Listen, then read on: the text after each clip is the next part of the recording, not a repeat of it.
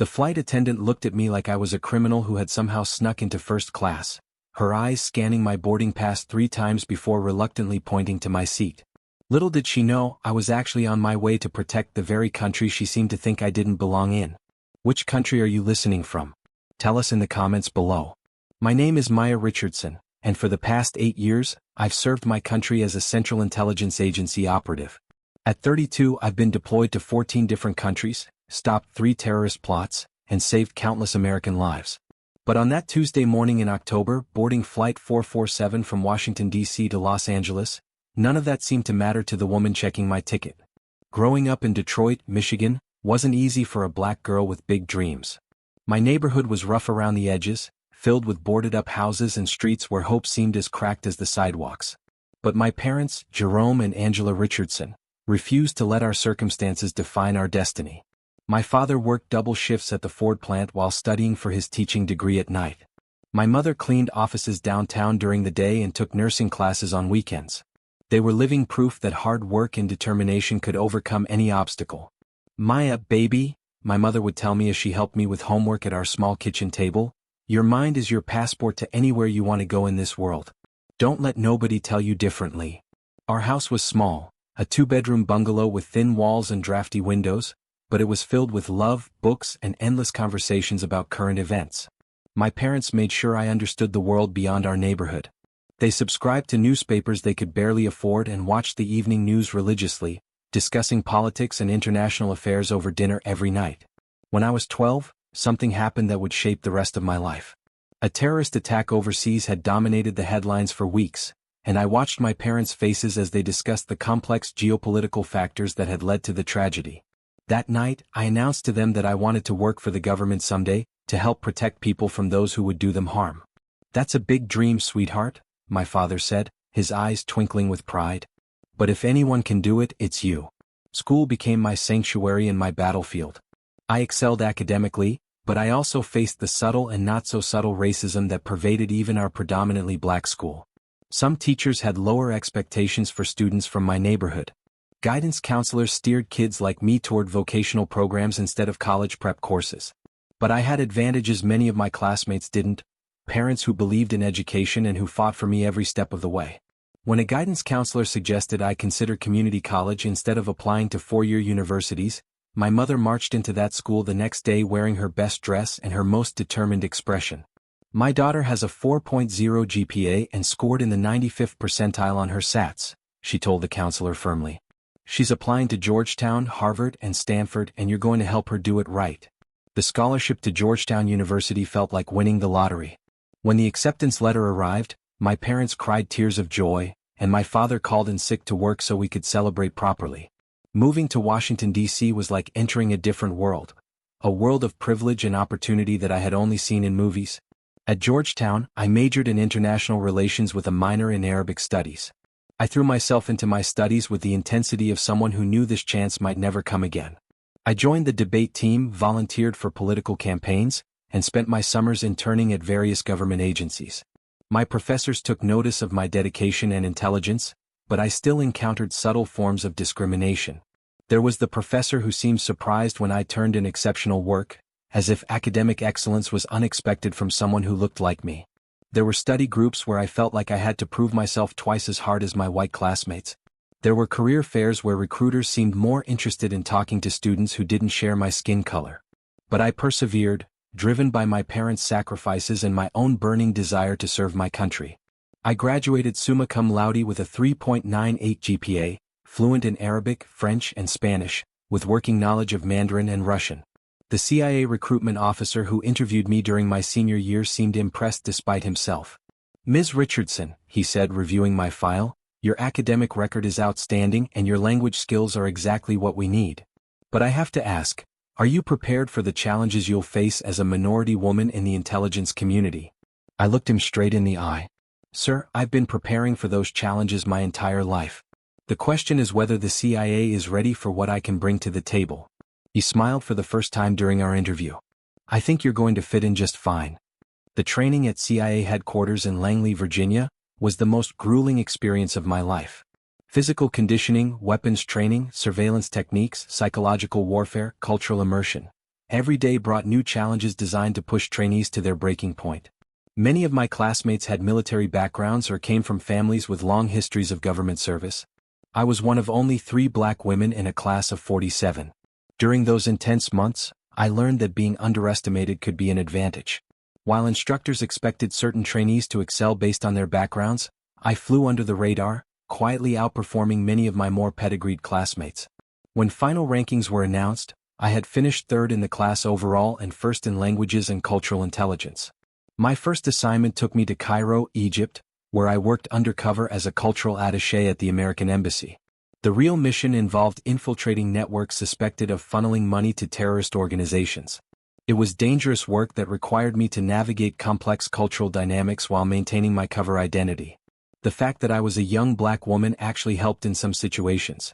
People didn't expect me to be an intelligence operative, which gave me access to information that might have been harder for my colleagues to obtain. Over the next 8 years, my assignments took me around the world. I posed as a journalist in Damascus, a businesswoman in Lagos, and a graduate student in Karachi. I learned to speak local dialects, to blend into different cultures, and to earn the trust of people who had every reason to be suspicious of Americans. My success rate was exceptional. I had helped prevent numerous attacks and had provided intelligence that saved countless lives. By the time I was 32, I had earned the respect of my colleagues and the trust of my superiors. I lived in a beautiful condominium in Arlington, Virginia, drove a reliable Honda Accord, and had built a life that my teenage self would have thought impossible. I thought I had transcended the limitations that society tried to place on young black women from Detroit. But racism has a way of humbling you, reminding you that no matter how far you climb, some people will always see your skin color before they see your achievements. That Tuesday morning in October, I was traveling to Los Angeles for what appeared to be a routine business consulting assignment. My cover story was that I worked for Richardson International Security Consultants, a firm that advised corporations on global risk assessment. In reality, I was being deployed to monitor a suspected terrorist cell that the FBI had been tracking for several months. Recent intelligence suggested they were planning an attack on critical infrastructure in Southern California, possibly targeting the ports or the electrical grid. The mission was classified at the highest levels. Even the FBI agents I would be working with didn't know my true identity. They thought I was a State Department liaison with expertise in Middle Eastern terrorist organizations. Failure wasn't an option. American lives hung in the balance, and I was one of the few operatives with the specific language skills and cultural knowledge needed to penetrate this particular network. I had dressed carefully that morning, choosing a navy blue blazer from Brooks Brothers, a crisp white blouse and well-tailored black slacks. My shoes were comfortable but professional, Italian leather loafers that could handle both boardroom meetings and surveillance work. My hair was pulled back in a neat chignon, and I carried a leather briefcase that contained both my cover documents and my actual credentials, secured in a hidden compartment. I looked like any other successful business traveler heading to the West Coast for important meetings. I had paid for the first-class upgrade myself, using my own money, because the 5-hour flight would give me uninterrupted time to review case files and prepare for the mission ahead. I should have felt confident and prepared. Instead, I was about to be reminded that in some people's eyes, I would always be seen as out of place, regardless of my qualifications or my service to my country. The trouble started before I even reached the gate. Ronald Reagan Washington National Airport was bustling with the usual Tuesday morning crowd of business travelers, tourists and government workers. I had arrived 90 minutes early as was my habit for important flights. Security screening had gone smoothly, my credentials allowed me to use the expedited line, and the TSA agents who saw my identification treated me with the professional courtesy typically accorded to federal employees. But as I made my way to Gate B12, I noticed something that made my stomach tighten with familiar dread. The gate area was crowded with passengers, most of whom appeared to be white business travelers heading to Los Angeles. I was one of only a handful of black passengers visible in the waiting area, and definitely the only black woman who appeared to be traveling in first class. Gate agent Patricia Morrison stood behind the counter like a sentinel guarding a fortress. She was a middle-aged white woman with perfectly styled blonde hair and a smile that seemed painted on. Her name tag gleamed under the fluorescent lights, and she wore her airline uniform with the kind of precision that suggested she took great pride in her authority. I approached the counter to confirm my seat assignment and ask about the expected departure time. It was a routine interaction, the kind I had performed hundreds of times in airports around the world. "Good morning," I said pleasantly, placing my boarding pass on the counter. I just wanted to confirm that we're still on time for departure. Patricia looked up from her computer screen with an expression I had seen too many times before. It was a mixture of suspicion and barely concealed disdain, the look that said, "You don't belong here." Her eyes immediately went to my boarding pass, then to my face, then back to the boarding pass. "I'm going to need to see your identification," she said, her voice carrying a tone that suggested this was not a routine request. I had just gone through security screening 20 minutes earlier, but I calmly pulled out my driver's license and handed it to her. She studied it with the intensity of a detective examining evidence at a crime scene, holding it up to the light and comparing the photo to my face multiple times.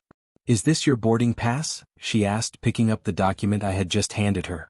"Yes, it is," I replied, maintaining my professional demeanor despite the growing tension in my chest. She examined the boarding pass as if it were written in hieroglyphics, turning it over several times and squinting at the barcode. "This shows first class," she said, as if I might not be aware of what I had purchased. "That's correct," I said. "Seat 2A. Patricia frowned and began typing furiously on her computer, occasionally glancing at me as if I might disappear if she looked away. Other passengers in line behind me were beginning to shift impatiently, and I could feel their eyes on my back. "Ma'am, I'm showing some discrepancies in our system," she said, though she didn't specify what those discrepancies might be. "I'm going to need to call my supervisor." "What kind of discrepancies?" I asked, keeping my voice level and professional. "Just some irregularities," she said vaguely, picking up her phone to call for backup. I stood there for what felt like an eternity but was probably only 5 minutes, watching as Patricia made a show of investigating my perfectly legitimate reservation. She pulled up multiple screens on her computer, made several phone calls, and generally created the impression that something was seriously wrong with my travel documents. Supervisor Kevin Walsh approached the counter with the confident stride of someone accustomed to resolving problems. He was a middle-aged white man with graying hair and a no-nonsense expression that suggested he had seen it all during his years in the airline industry. "What seems to be the issue, Patricia?" he asked, though his eyes were fixed on me rather than his employee. "I'm having trouble verifying this passenger's reservation," Patricia explained, handing him my boarding pass and identification. "The system is showing some inconsistencies." Kevin studied my documents with the same exaggerated care that Patricia had exhibited, as if they were ancient artifacts that required special expertise to authenticate. He typed something on the computer, frowned, and typed something else. "Ma'am, I'm going to need you to step aside while we sort this out," he said, gesturing toward a nearby seating area. "Sometimes the system gets confused when reservations are made through third-party websites." "I didn't use a third-party website," I said, my patience beginning to wear thin. "I booked directly through your airline's website using my credit card. My reservation confirmation is right here." I showed him the email on my phone. "Well, we still need to verify a few things," Kevin said, not bothering to look at my phone. "It shouldn't take long." I moved to the designated seating area, acutely aware that other passengers were now openly staring at the commotion. A businessman in an expensive suit shook his head and muttered something about airline incompetence.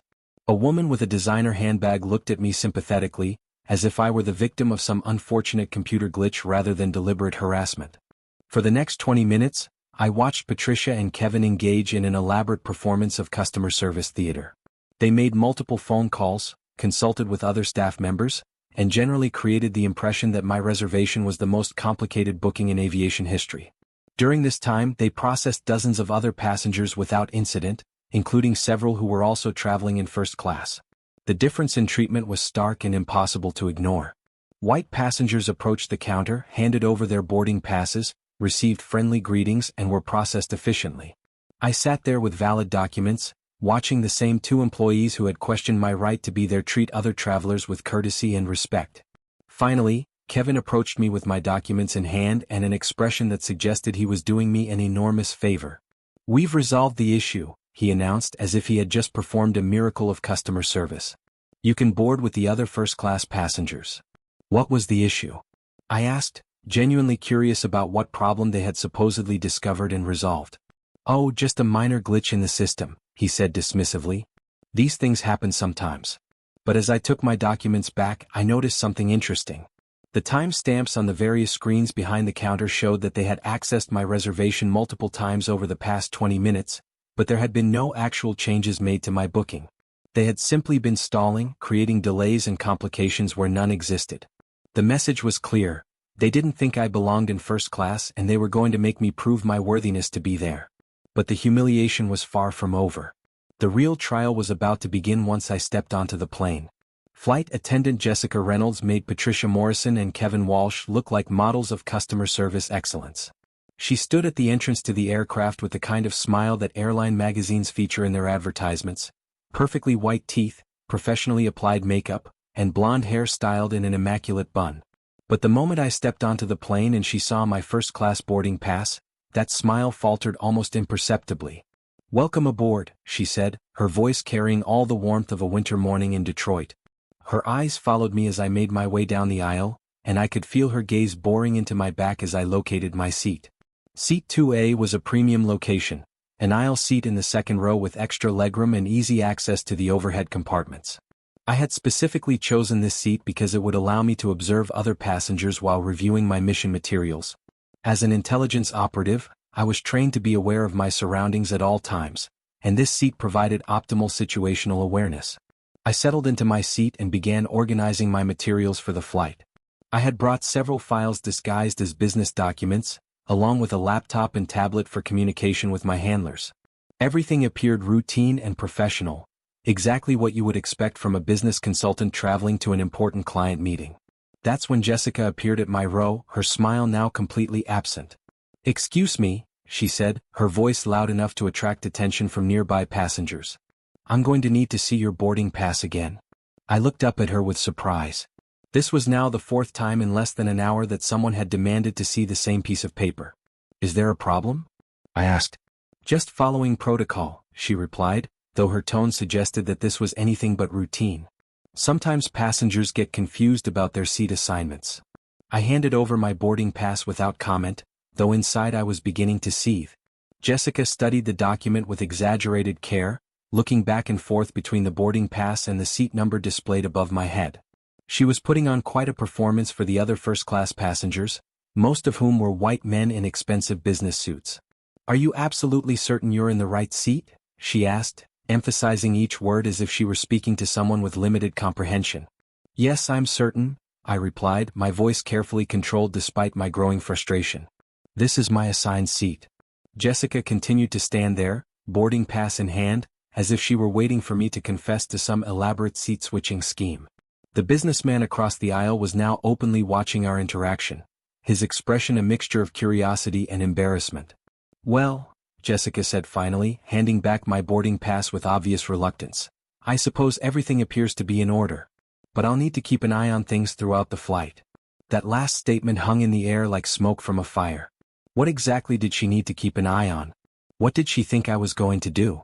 The implication was clear. She viewed me as a potential problem that required monitoring. As the plane filled with passengers, I had an opportunity to observe Jessica's interactions with other travelers. The contrast in her behavior was striking and impossible to ignore. When a white businessman in his 50s took the seat next to me, she greeted him warmly, offered him a pre-departure beverage and asked about his comfort. When an elderly white woman needed help stowing her carry-on bag, Jessica rushed to assist her with genuine enthusiasm. But when she passed my row, she avoided eye contact and spoke to me in clipped, professional tones that were devoid of any warmth or courtesy. It was as if I were invisible except when she needed to assert her authority over me. During the pre-flight safety demonstration, Jessica made sure to position herself where she could maintain visual contact with my seat. While other flight attendants focused on demonstrating safety procedures, she kept glancing in my direction as if she expected me to suddenly become disruptive. The captain's announcement was routine. We would be flying at 35,000 feet, the weather in Los Angeles was clear, and our estimated flight time was 4 hours and 53 minutes. As we taxied toward the runway, I tried to focus on my mission briefing materials, but Jessica's constant surveillance was making it difficult to concentrate. Once we were airborne and the seatbelt sign was turned off, the real harassment began in earnest. The first incident occurred during the beverage service. Jessica worked her way through the first-class cabin with a cart full of drinks and snacks, chatting pleasantly with each passenger about their preferences. When she reached the businessman next to me, she offered him a choice of several premium beverages and brought him a small plate of warm nuts. When she turned to me, her demeanor changed completely. "What would you like to drink?" she asked, her voice flat and businesslike. "I'll have a coffee, please," I said. "Black, no sugar." "We're out of coffee," she said immediately, though I had just watched her pour coffee for the passenger sitting directly across the aisle. You just served coffee to the gentleman over there? I pointed out politely. That was the last of it, Jessica replied without missing a beat. I can offer you tea or juice. It was a lie and we both knew it. The coffee maker was clearly visible on her cart, steam still rising from the pot. But she was establishing a pattern of service that would continue throughout the flight. Other passengers received what they requested, while I was offered substitutes and excuses. Tea would be fine, I said, deciding not to escalate the situation over a cup of coffee. She poured lukewarm tea from what appeared to be the bottom of the pot and placed it on my tray table without the courtesy of a napkin or stirrer. The businessman next to me noticed the difference in service and looked uncomfortable, but he didn't say anything. During the meal service, Jessica's discrimination became even more blatant. She approached each first-class passenger with a choice of entrees, grilled salmon with herbs or herb-crusted chicken breast. The meals looked delicious and were elegantly presented in real china with proper silverware. When she reached my row, she offered the salmon to my seatmate and then turned to me with an apologetic expression that didn't reach her eyes. I'm sorry, she said loud enough for surrounding passengers to hear, but we seem to have run out of both entrees. I can offer you the vegetarian option from coach class. I stared at her in disbelief. She had just offered salmon to the passenger sitting 18 inches away from me, and I could see several meals still available on her cart. But she was claiming that the airline had somehow miscalculated their catering by exactly one meal. Mine. I see meals on your cart, I said quietly, trying to maintain my composure. Those are reserved for other passengers, Jessica replied, her voice taking on a defensive tone. I can get you a nice salad from the back. The businessman next to me looked mortified. He started to offer me his meal, but I stopped him with a gesture. This wasn't about food, it was about dignity and respect. The vegetarian option will be fine, I said, though my voice was tight with controlled anger. Jessica returned 15 minutes later with a sad-looking sandwich and a bag of chips that appeared to have come from the coach cabin snack service. She placed it on my tray table with a satisfied expression, as if she had somehow solved a complex logistics problem. The message was unmistakable. I didn't belong in first class and she was going to make sure I knew it. But Jessica wasn't content to simply provide inferior service. She seemed determined to create incidents that would justify her obvious hostility toward me. 2 hours into the flight, I got up to use the restroom. As I walked toward the front of the plane, Jessica appeared seemingly out of nowhere, moving to block my path. Excuse me, she said, her voice carrying enough volume to attract attention from nearby passengers. Where are you going? I looked at her with confusion. To the restroom, I replied. The restroom in the back of the plane would be more appropriate for you, she said, pointing toward the coach section. I felt heat rising in my cheeks. I'm a first-class passenger, I said firmly. I'm entitled to use the first-class restroom. I'll need to see your boarding pass again, Jessica said, crossing her arms over her chest in a gesture of authority. This was beyond absurd. We were now 3 hours into a 5-hour flight, and she was demanding to see my boarding pass for the 5th time. She knew exactly where I was sitting and what I had paid for, but she was creating a scene in front of other passengers. I pulled out my boarding pass and handed it to her, aware that several first-class passengers were now openly staring at our interaction. Jessica examined the document with theatrical intensity, as if she was discovering new information with each viewing. Well, she said finally, handing it back with obvious reluctance. I suppose that's acceptable. But I'll need to monitor the situation. That phrase, monitor the situation, revealed everything about how she saw me. I wasn't a paying customer entitled to the services I had purchased. It was a situation to be managed, a problem to be contained, a potential threat that required constant surveillance. As I continued toward the restroom, I heard her speaking to another flight attendant in a voice that was meant to be overheard. We need to keep an eye on that one. She's been acting suspiciously since takeoff. I had done nothing suspicious. I had been sitting quietly in my assigned seat, reading business documents and occasionally checking my phone. But in Jessica's mind, my mere presence in first class was inherently suspicious. When I returned to my seat, I found that she had somehow managed to spill water on my tray table and had cleaned it up by moving my papers and laptop. Nothing was damaged, but the message was clear. Even when I wasn't there, she felt entitled to interfere with my personal space. The elderly woman sitting across the aisle caught my eye and mouthed the word, sorry. It was a small gesture, but it meant something. At least one person recognized what was happening and disapproved. But Jessica wasn't finished with her campaign of harassment. She seemed determined to push things to a confrontation, and as we began our descent into Los Angeles, she made her final move. As the captain announced our initial descent into Los Angeles International Airport, I was reviewing the final details of my mission briefing. In less than 2 hours, I would be meeting with FBI agents to begin surveillance of a terrorist cell that posed a significant threat to American infrastructure. The success of this operation could prevent attacks that might kill hundreds or thousands of innocent people. But Jessica Reynolds had other priorities. She appeared at my seat carrying what looked like an incident report form and wearing an expression of grim determination. "Ma'am," she said, her voice loud enough to ensure that surrounding passengers could hear every word, "I need to inform you that your behavior during this flight has been highly concerning." I looked up from my documents with genuine confusion. "What behavior are you referring to?" "You've been acting suspiciously throughout the entire flight," she continued, her confidence growing as she sensed she had an audience. "Moving around the cabin inappropriately, asking inappropriate questions, making other passengers uncomfortable with your aggressive behavior." I stared at her in complete disbelief. Every word she had just spoken was a fabrication. I had moved around the cabin exactly once, to use the restroom. I had asked no questions except about the meal service. And the only person who had been aggressive was Jessica herself. "I haven't done anything inappropriate or suspicious," I said calmly, though my heart was beginning to race with anger. "I've been sitting quietly in my assigned seat for the entire flight." "That's not how I witnessed the situation," Jessica replied, her voice becoming more aggressive and authoritative. "You've been disruptive and confrontational.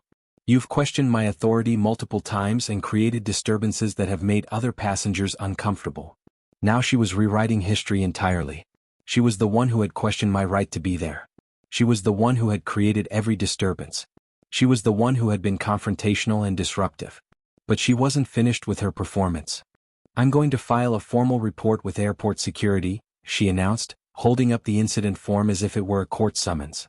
"I believe you pose a potential security risk, and I think airport security should be made aware of your behavior before you're allowed to deplane." The other passengers were now openly staring at our confrontation. Some looked uncomfortable with what they were witnessing, clearly recognizing that something was very wrong with Jessica's account of events. Others seemed confused, trying to reconcile her claims with what they had actually observed during the flight. The businessman sitting next to me finally spoke up. "Excuse me," he said to Jessica, "but I've been sitting right here the entire flight, and this lady hasn't done anything inappropriate. She's been reading quietly and minding her own business." Jessica turned on him with barely concealed fury. "Sir, I'm trained to recognize suspicious behavior, and I'm telling you that this passenger has been problematic throughout the flight."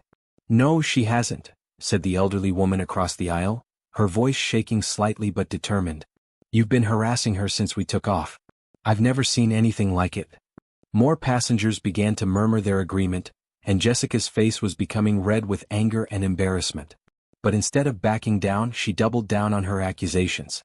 "I don't care what you think you saw," she said, her voice rising to a near shout. "I'm responsible for the safety and security of this aircraft, and I'm telling you that this woman has been acting suspiciously. Airport security will be meeting us at the gate to escort her off the plane for questioning." That's when I realized that Jessica wasn't just engaged in racial profiling, she was trying to create a situation where I would be detained and questioned by airport security, possibly missing my mission assignment and compromising a critical national security operation. At that moment, I made a decision that would change everything. I reached into my briefcase and activated the hidden compartment that contained my federal credentials.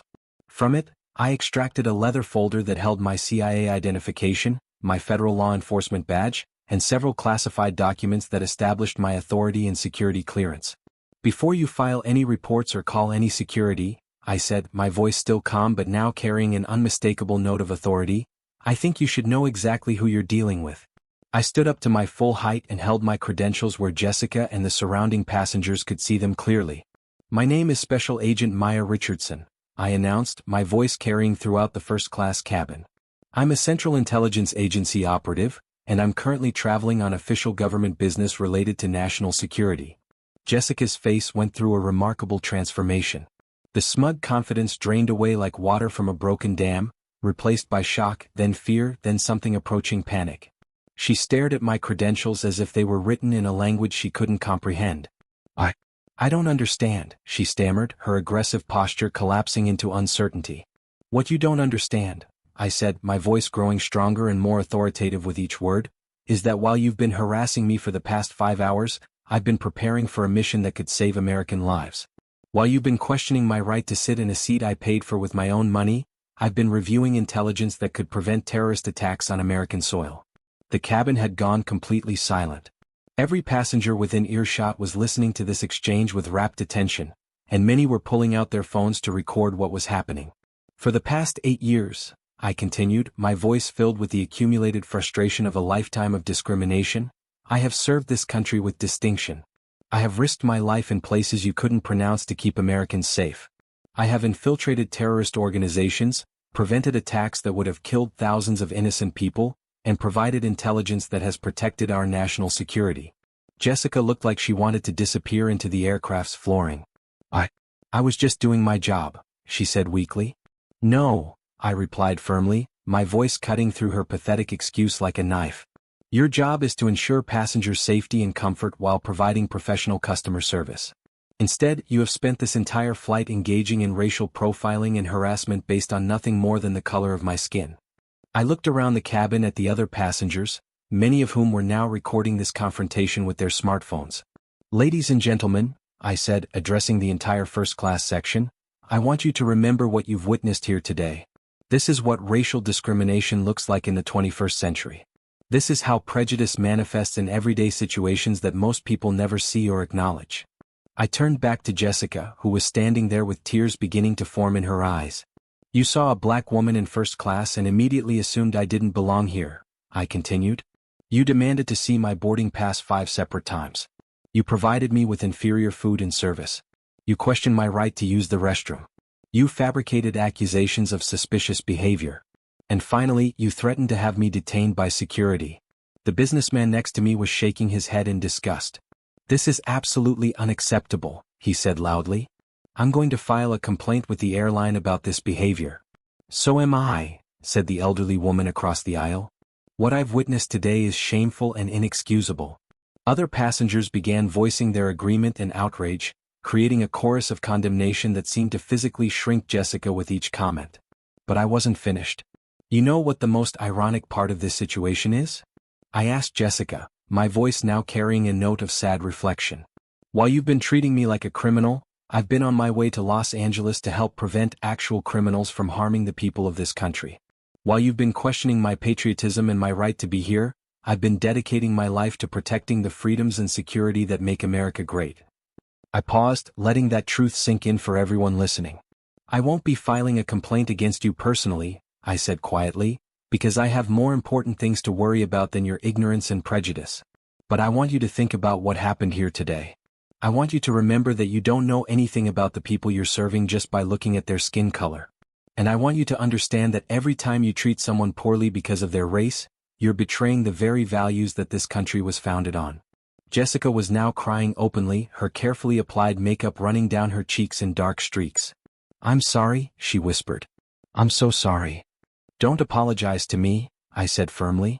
Apologize to every person of color who has ever been made to feel unwelcome in a space they had every right to occupy. Apologize to every black child who might grow up thinking they don't deserve to dream big because people like you keep telling them they don't belong. Apologize to this country for betraying its promise of equality and justice for all. The plane had begun its final approach to LAX, and the captain was announcing our arrival. But the silence in the first-class cabin was deafening. Even the flight attendants from other sections had gathered to witness this unprecedented confrontation.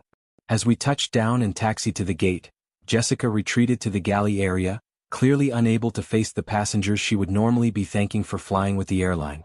The other flight attendants were whispering among themselves, and I could see them casting shocked glances in my direction. The businessman next to me extended his hand. Agent Richardson, he said formally, thank you for your service to our country. And thank you for handling this situation with such dignity and grace. You were magnificent, said the elderly woman, tears in her own eyes. You stood up for all of us. As passengers began deplaning, many stopped to thank me, to apologize for what they had witnessed, or simply to shake my hand. A young black girl, maybe 16 years old, who had been traveling in a coach approached me with tears streaming down her face. I heard what happened up here, she said, her voice shaking with emotion. Thank you for standing up. Thank you for not letting her win. You made me feel proud of who I am." That comment hit me harder than all the discrimination I had endured. This young woman had witnessed someone who looked like her being mistreated, and then had seen that same person stand up with dignity and strength. Maybe she would remember this moment the next time someone tried to make her feel small or unwelcome. I made my way through the jet bridge and into the chaos of Los Angeles International Airport, my mind already shifting from the confrontation on the plane to the critical mission that lay ahead. As I walked through the terminal, I could see other passengers from my flight pointing me out to their companions, clearly still discussing what they had witnessed. At baggage claim, I was approached by Agent David Chin, my FBI liaison for the Los Angeles operation.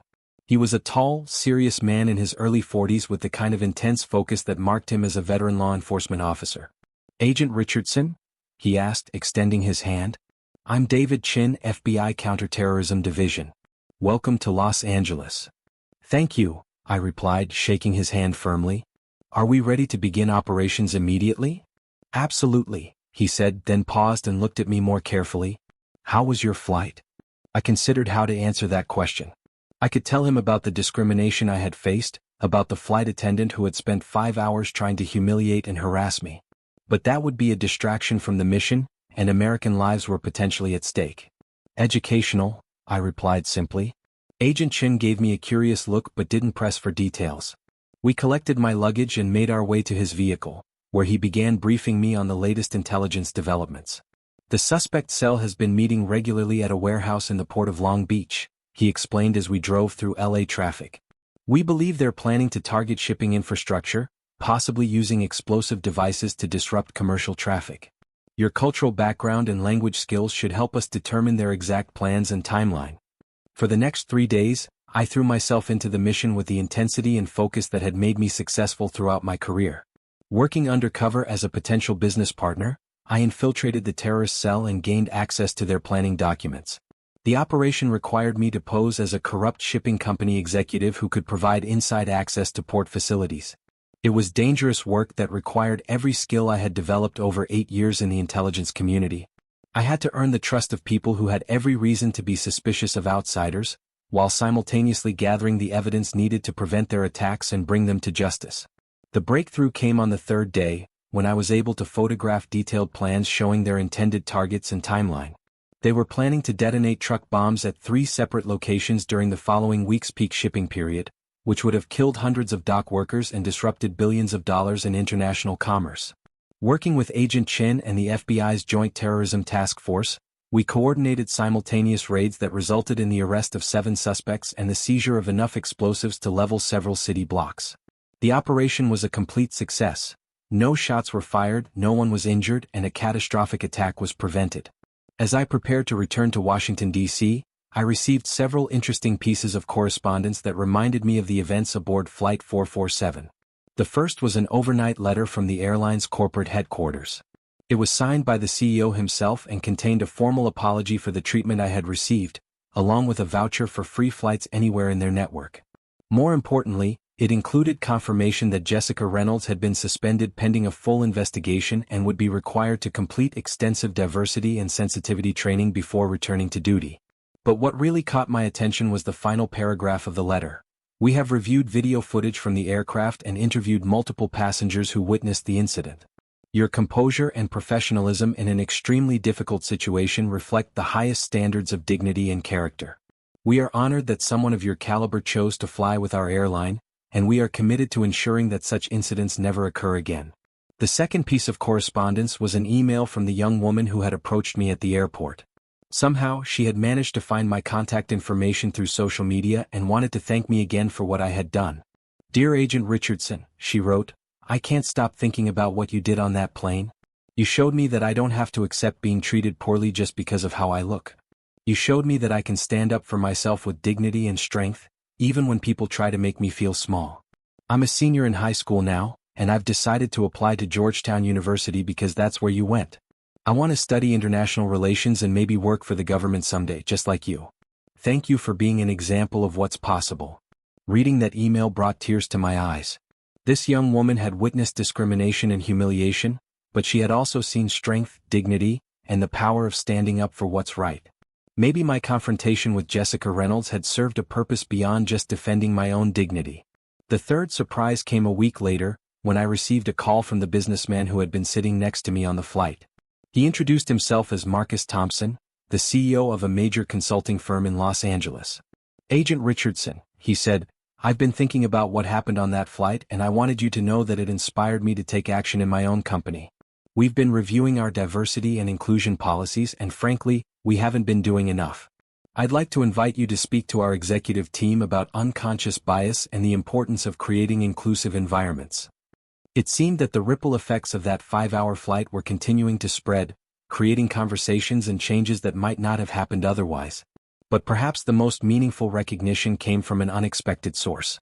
2 weeks after returning to Washington, I was called into the office of CIA Director Sarah Morrison, no relation to the gate agent who had started my ordeal. "Agent Richardson," she said, gesturing for me to sit down, "I've been hearing interesting stories about your recent trip to Los Angeles." I felt a momentary panic, wondering if somehow my confrontation with the flight attendant had created problems for the agency. "Ma'am, I can explain." She held up her hand to stop me.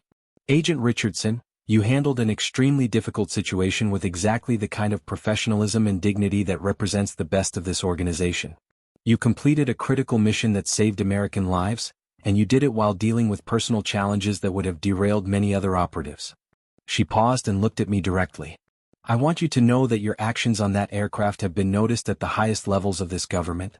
The way you stood up for yourself while maintaining your cover and protecting your mission is exactly the kind of character we need in this organization."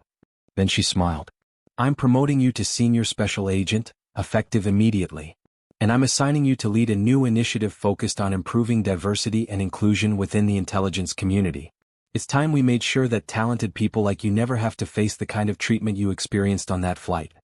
As I sit here now, 6 months after that transformative flight from Washington to Los Angeles, I often think about the lessons learned from those 5 hours of harassment and humiliation. They looked at me and saw a threat. I showed them a protector. They saw someone who didn't belong. I revealed someone who had earned her place through service and sacrifice. They judged me by the color of my skin. I responded with the content of my character. Racism in America today rarely manifests as burning crosses or segregated water fountains. Instead, it shows up as a gate agent who needs to verify information she's already confirmed. It appears as a flight attendant who suddenly runs out of coffee just as she reaches your seat. It emerges in the assumption that you must be lost, confused, or in the wrong place simply because your skin color doesn't match someone's expectations. These microaggressions might seem minor to those who don't experience them, but they accumulate like drops of water that eventually carve canyons through stone. Each incident is a reminder that your presence is unwelcome, that you are being tolerated rather than respected, that you must constantly prove your worthiness to occupy spaces that others take for granted. But here's what I learned during my confrontation with Jessica Reynolds. Your dignity is not determined by how others treat you. It's determined by how you respond to their treatment. You cannot control their prejudices, but you can control your reaction to those prejudices. I could have gotten angry. I could have yelled and made a scene. I could have allowed Jessica's ignorance to diminish my sense of self-worth or derail my mission. Instead, I chose to educate. I chose to stand up not just for myself, but for every person who has ever been made to feel unwelcome in a space they had every right to occupy. The fight against racism isn't won through grand gestures or historic legislation, though those things matter. It's won in moments like these when individuals choose to confront prejudice with dignity, when they refuse to accept being treated as less than human, when they stand up and declare, "I belong here too." Every interaction we have with people like Jessica Reynolds is an opportunity. We can choose to respond with anger and resentment, which only reinforces their negative stereotypes. Or we can choose to respond with strength and dignity, which forces them to confront their own biases and potentially opens their minds to new possibilities. I hope that Jessica Reynolds learned something from our encounter. I hope she thinks twice before making assumptions about passengers based on their appearance. I hope she realizes that the black woman in first class might be a doctor saving lives, a teacher shaping young minds, a lawyer fighting for justice, or yes, even a CIA agent protecting the country they both call home. But more than anything, I hope that the young woman who approached me at the airport remembers that she has every right to dream big dreams and fight for her place at every table where decisions are made.